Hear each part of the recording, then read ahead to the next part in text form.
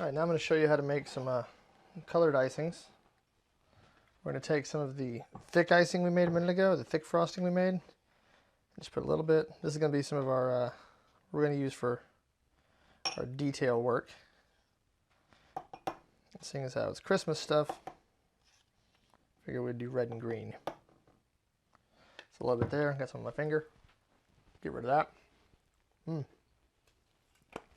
So I've got some, it's actually some spray food coloring that I got to decorate cookies with, but also you can just spray it directly.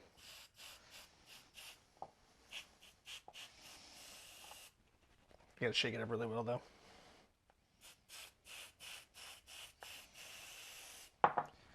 That's gonna be our red.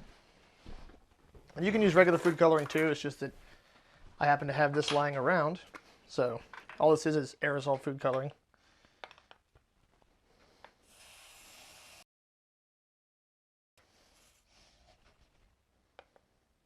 Oh, what happened there?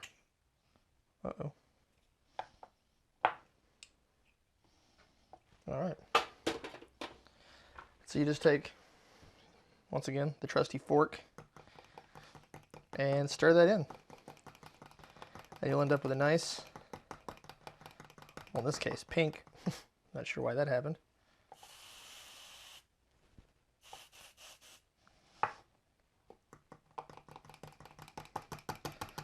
There's that. And also, I recommend getting these aerosol food colorings because I'll show you why. We're going to actually use them to paint some of the cookies with, and it's a really neat effect. So there's our red. Let's go ahead and get our green mixed up. And you don't have to do red and green, obviously, but I figured do a holiday thing here. A little red and green. All right, great. So there's our two colored icings. I've got red, I've got green. This actually looks much greener in person, I assure you. And let's start decorating.